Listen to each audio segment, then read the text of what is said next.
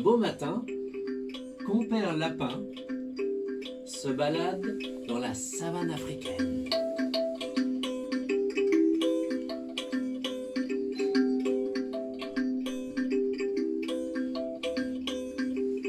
Ah, c'est le petit matin et il fait frais.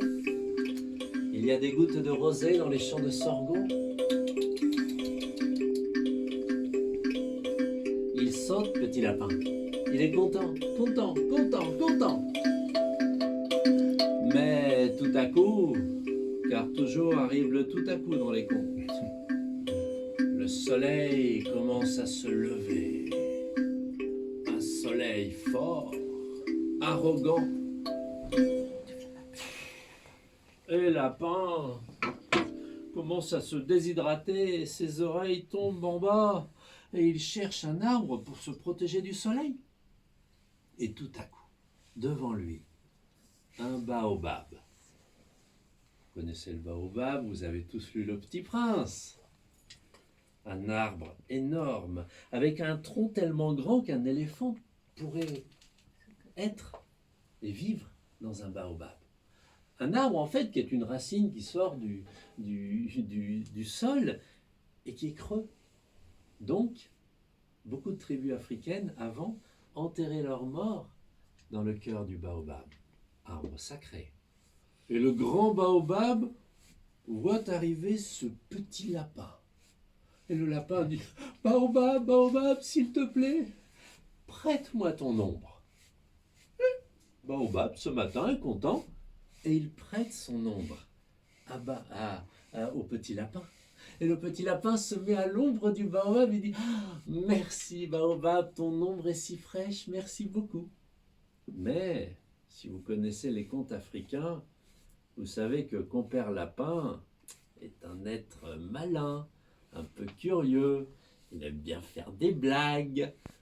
Alors lapin voit baobab et dit « Moi, c'est vrai, ton ombre est très rafraîchissante, mais la musique de ton feuillage, je suis sûr que la musique de ton feuillage, ça doit être une cacophonie horrible.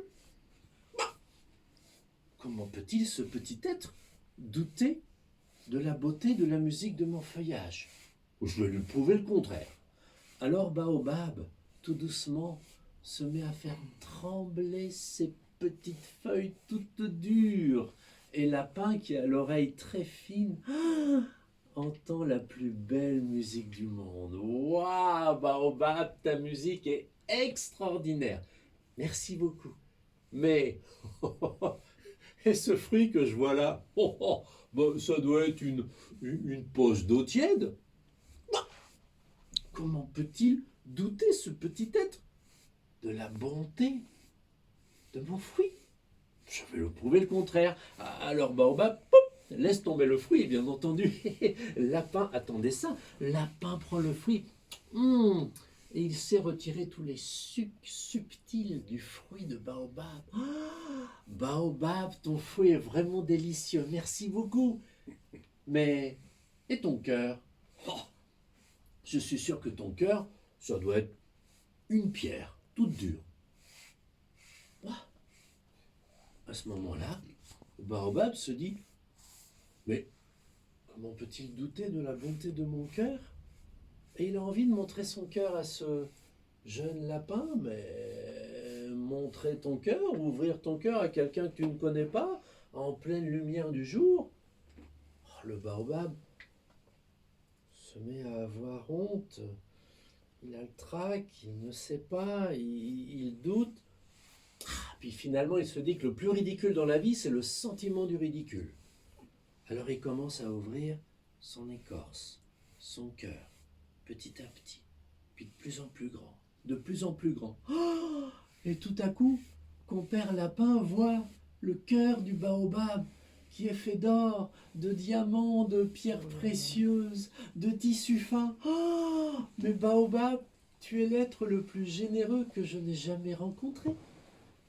Merci à toi, lapin, se dit baobab. C'est tellement bon d'ouvrir son cœur. Rentre, s'il te plaît, prends tout ce que tu veux. Vraiment? Alors le lapin lapin rentre dans le cœur du baobab et très délicatement, il prend des colliers, des perles, des bijoux, il fait un paquet avec les tissus fins, il ressort du baobab, il remercie vraiment très fort, et puis il rentre chez lui. Et chez lui, il donne tout à sa femme, la lapine. Ah, oh mon chéri, c'est tellement bon. Et la lapine, elle se met les bijoux, elle met les colliers en or, les bracelets, elle se fait un boubou fantastique avec les tissus fins. Et puis après, elle se dit, ah, faut quand même que j'aille montrer ça à mes copines. Et donc, elle sort, dit, ouh, les filles, ouah, lapine, c'est merveilleux, mais qu'est-ce que c'est bon ce tissu. Oh, ce collier, ça te va à ravir. Ton mari, oh, vraiment, je te félicite. Et toutes les amies de la lapine sont tout autour en train d'apprécier les beaux cadeaux, toutes sauf une. La hyène. La hyène envieuse. Elle a commencé à avoir une colère sourde de voir la lapine aussi choyée par son mari. Alors elle est rentrée tout de suite chez elle.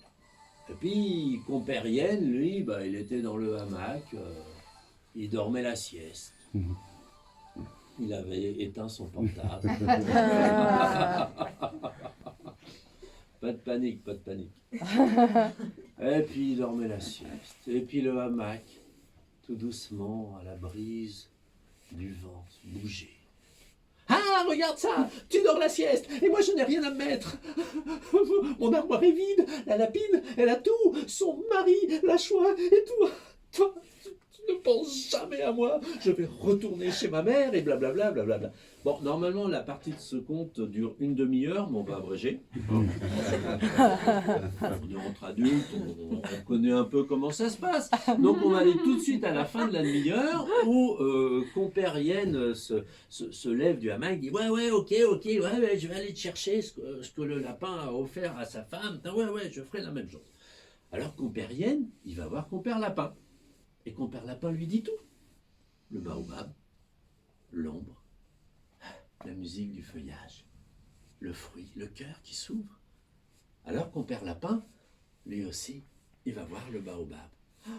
Et le baobab se souvient de la rencontre avec le lapin.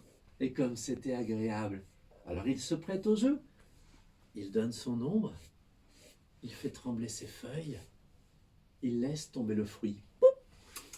Ouais, c'est super bon, mais et ton cœur? Et le baobab se souvient d'ouvrir son cœur au lapin. Alors il ouvre grand son cœur. Oh, et encore une fois, il y a 1000 trésors comme la première fois. De l'or, de l'argent, des pierres précieuses, des bijoux, des tissus fins. Mais la hyène se rentre dedans et commence à griffer et commence à grogner et dit tout, donne-moi tout, je veux tout de toi. Alors le baobab, il crie, le baobab, il a peur et il ferme son écorce, il ferme son cœur. Et la hyène, elle est restée dehors. Elle n'a rien pu prendre dans le cœur du baobab.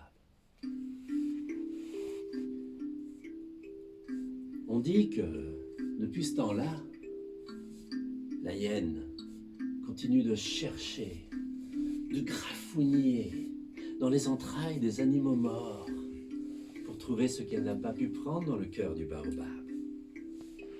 On dit aussi que le baobab n'a plus jamais ouvert son cœur à personne, car il a une blessure et il se souvient. Et finalement, on dit aussi que le cœur de l'être humain est très semblable au cœur du baobab. Il renferme 1000 trésors. Mais pourquoi s'ouvre-t-il si peu quand il s'ouvre, le cœur de l'homme? De quelle hyène se souvient-il?